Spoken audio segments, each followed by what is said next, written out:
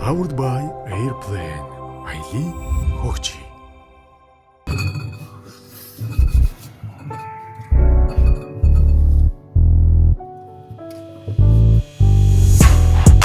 Back, I'm a tungande. Надад миний хүсэн бүхэн байна.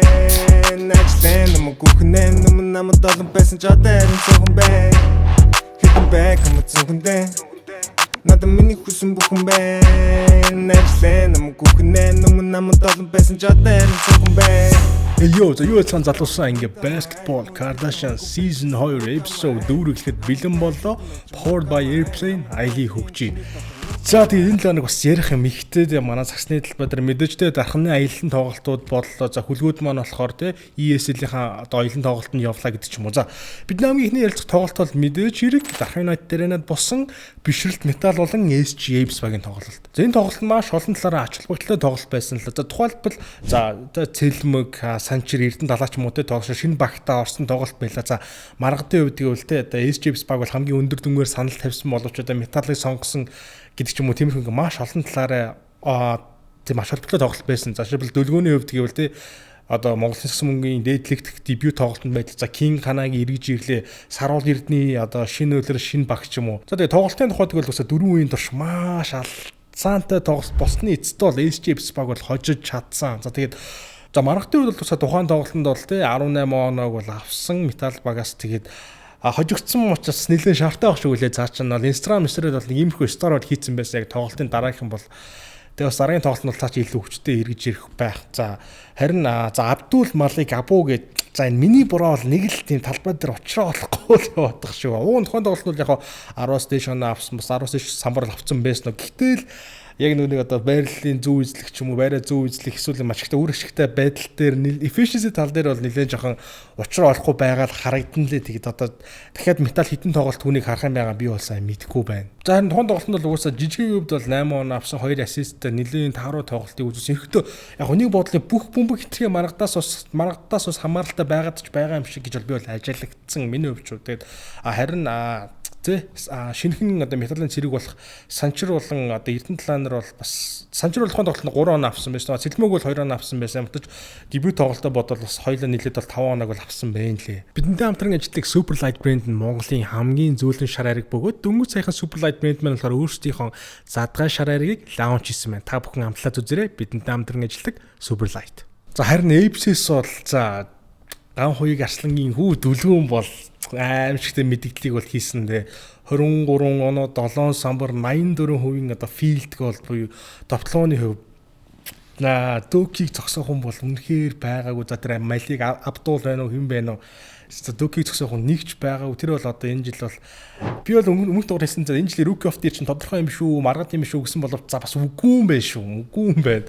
Rookie of the Year за бүр цаашлах бол их ярүүлтэй MVP-д ч бас өршөлтөж бол магадгүй Докивд бол аимшигтэй л дебютыг бол хийсэн. За харин King Ханагийн болохоор талбай дээр 8 минутыг өнгөрүүлсэн, 4 turnover хийсэн. За магадгүй бас нэг жил сагсаасаа хөндөрцөн нэг жоохон форм муутай ч юм уу тоглолтын мэдгч юм уу жоохон асуудлууд бол байсан бол надад бол харагдсан. За тухайн тоглолтод бол бас шинэхэн Леонор Тамирчин, Питер Жокон бол одоо дебют тоглолтоо хийсэн. Тухайн тоглолтод бол 20 он авсан. Үнэхээр амар шиддэг тийм софт Суданы шгшээ багийн Тамирчин юм байлаа. За та бүхэн одоо энэ тоглолтыг санаж байна уу?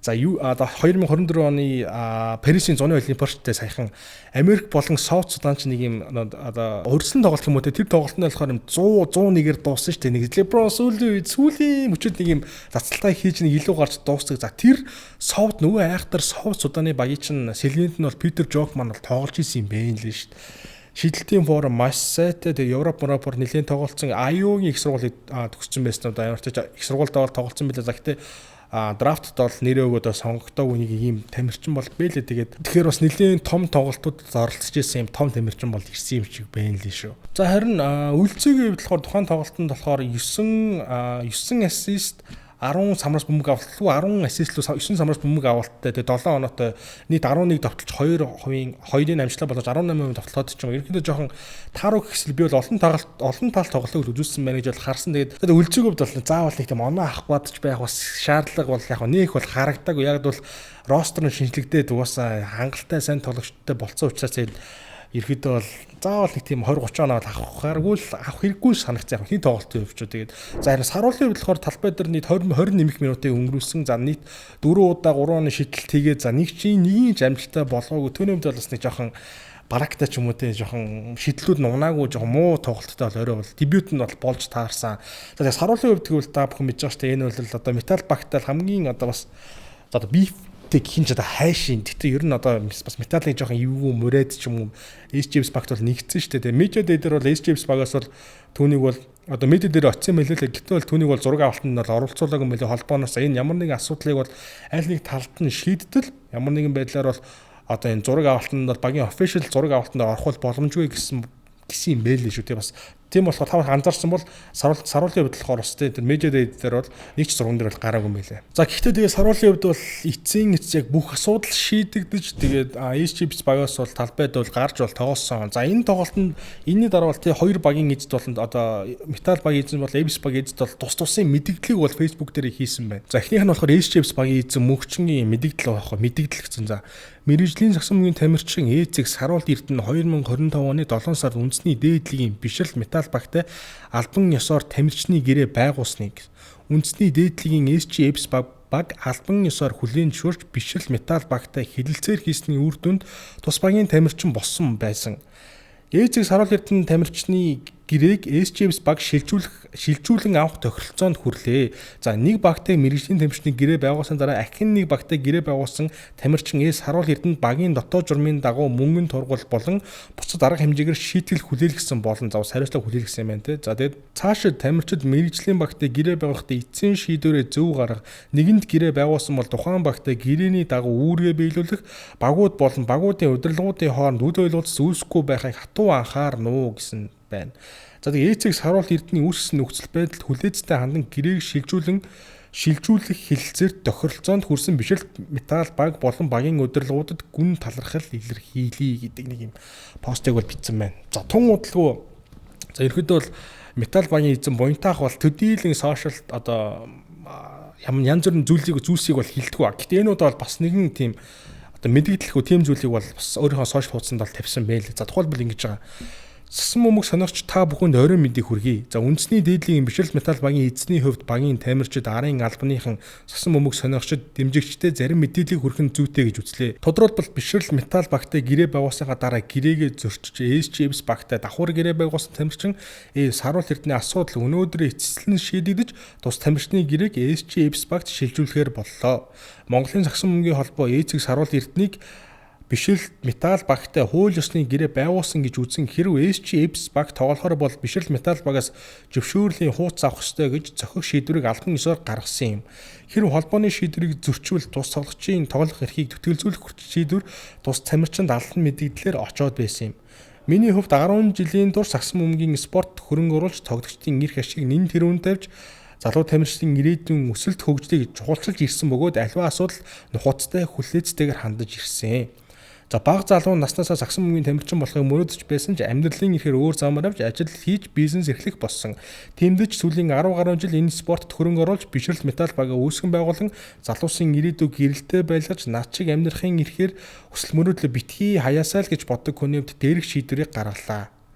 Эцэст нь хэлэхэд Монгол улсын Сагсан мөмөгийн хөгжил хурдтай гэж буйнууд тамирчдын маань ёс зүй залуу үедээ үлгэр дуурайл болж байх учиртай гэж бодож явдгаа л хэлье гэдэг нэг юм постыг нэлийн зангарахтай л постыг бол бичсэн байсан. Тэгээд замартаж бүхэн ингээд сайнаар дуусна ийм найртай те дуусна би бол баяртай байна. За гэхдээ ямар ч энэ явдлаа дахин битгий гараасаа магадгүй хэрв Метал баг тий үгүй тоглохгүй бид нар ингэ явуулахгүй гэсэн байсан бол өдөөд Саруулт Эрдэнэ хувьд бол 1 жил бас бүтэн карьерийнхаа 1 жилиг бас өнжих юм аюултай бол ийм шийдрүүдийг бол гаргасан байна. Тийм учраас бол дахиж л ийм үйлдэл бол гарахгүй байх. Тэгээд бас мөн дээрээс нь за энэ багийн эзүүдийн постыг бодохоор ийм байлаа. За мөн дээрээс нь манай Набах бол юу гэж дугаа байх вэ? Энэ тоглолтын хувьд бол бас нэг постыг бол хийсэн л байлээ. За Набахын пост гарах нэг тийм сүртэй бол биш үү? Ямар ч нэг let's go apps гэх нэг гэсэн бас нэг яжлоод амжицсан постыг бол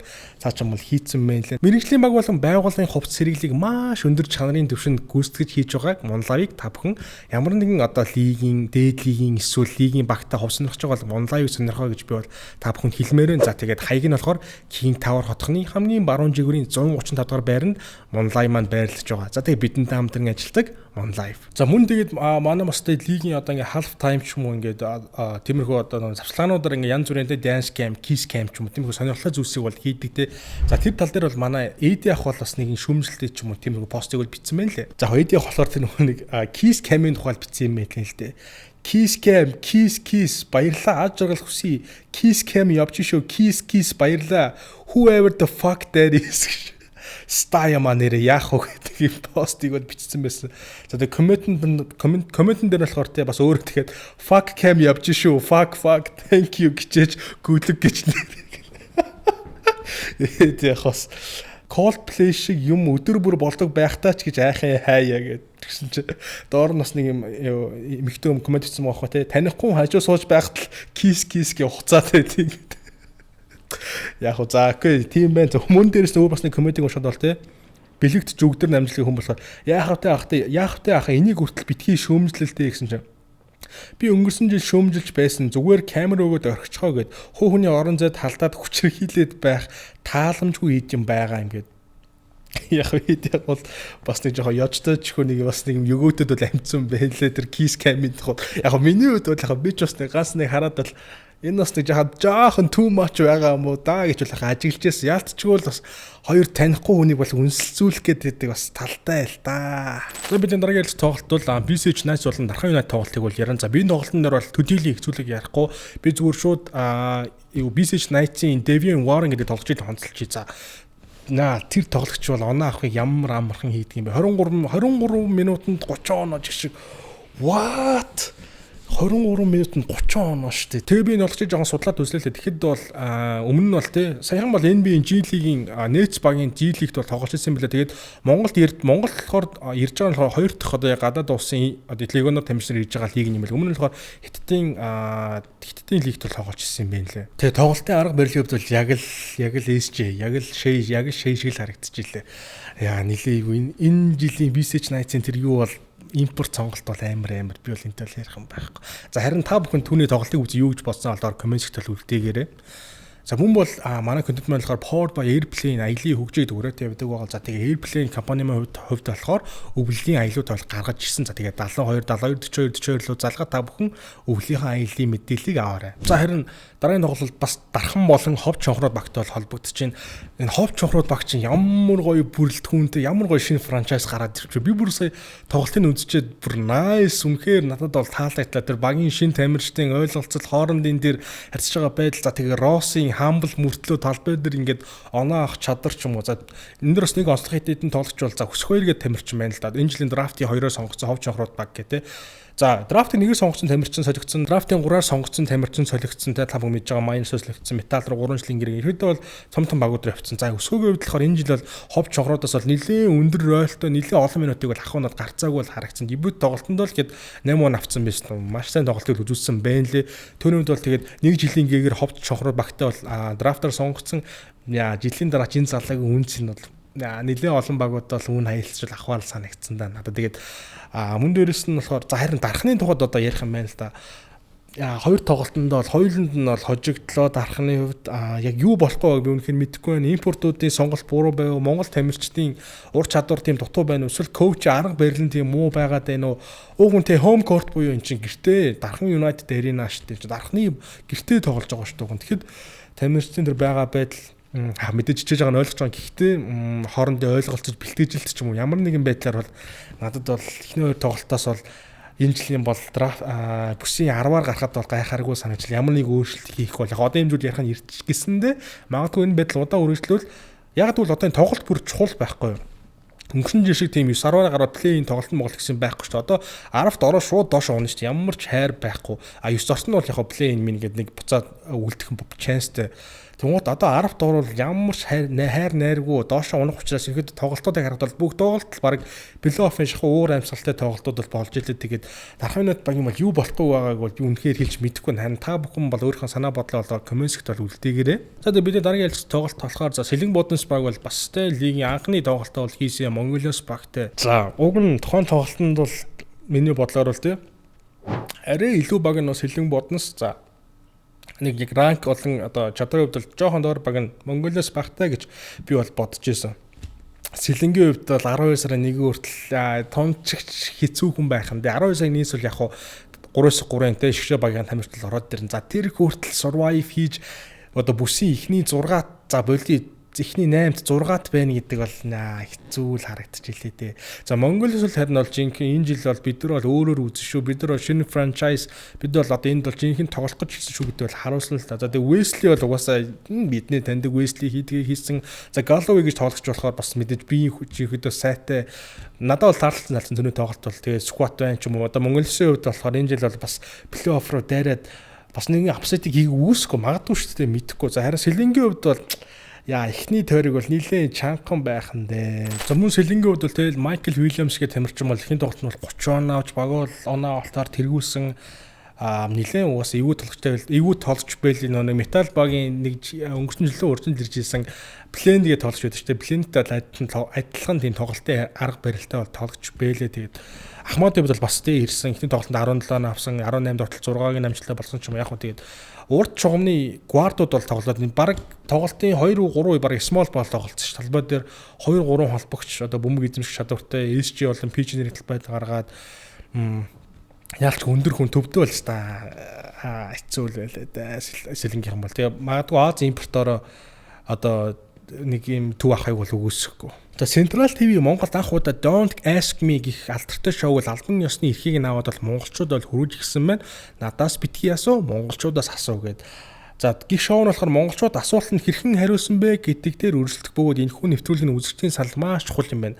За тэгэхээр та бүхэн өөрийн үзэл бодлоо саналаа Freshback app-ийг ашиглан үнэн төлбөргүй саналаа өгөөд за мөн дээрээс нь зах зэсээс ороод худалдан авалт хийх 8888 төгрөгийн купон кодоо өөрийнхөө бүртгэлтэй дугаартай мессежээр хүлээн аваад 3 хоногийн дотор ашиглах бол боломжтой юм шүү. За тэгээ BIM гараг бүрийн 20 цагт централ телевизээр шууд дамжуулахдаа бол та бүхэн нэвтрүүлэгтээ идэвхтэй оролцоорой. Бидэнд хамтран ажилладаг Freshback. За тэгээ тухайн тоглолтын за тэгээ Сэлэн болон Монголисын тоглолтын дараа бол одоо хосын үлүүд багт хамаарлаа гэх юм одоо тэгээ за Микогийн хувьд болохоор нэг юм бас постыг бичсэн байсан авраг гэдэг асуултын тэмдэг Сэлэн Боднос гэсэн чинь door нь муушаах болохоор бас комент бичсэн. За буруу үндсэн бүрэлдэхүүнээс хүн байхгүй байж нэг лего л байна гэсэн чинь door нь Мико болохоор за авраг гэдэг нэг юм пост бичсэн байсан. За мөн дээрээс нь тэгээ яаж мөнгөчин бол дугуй байх уу?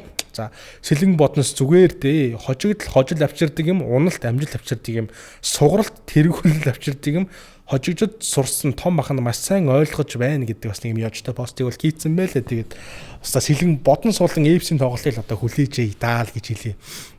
За тэгээд бидний сүүлийн ялцах тоглолт болохоор за Хүлхүүд баг маань болохоор ESL-ийн бас тоглолтоор аялын тоглолтоор Япон улсыг бол зорьсон. За тэгээ саяхан бол тий. За тэгээ аялын тоглолтоор болохоор Японы ч одоо авраг багштай Токио Алварк гэдэг багтай тоглолоод бол баг 15 оноогоор бол хожижлоо.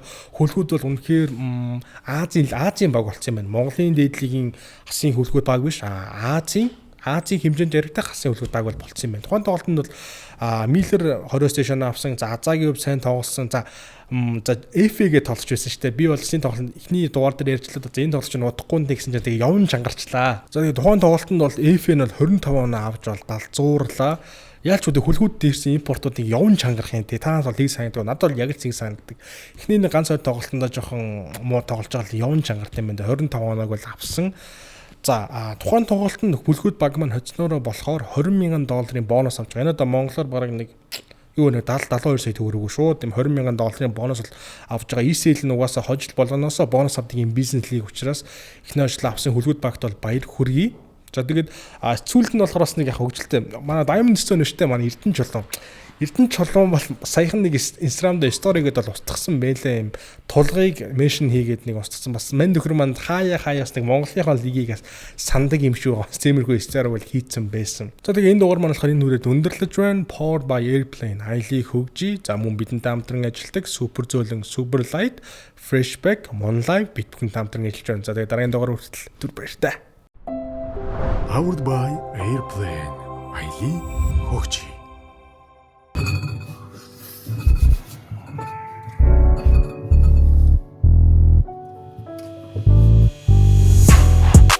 Back, I'm a tsukunde. Nada mini kusun bukumbe. Najlen, I'm a kukunen. I'm a dozen passenger. I'm back. Hitting back, I'm a tsukunde. Nada mini kusun bukumbe. Najlen, I'm a kukunen. I'm a dozen passenger. I'm back.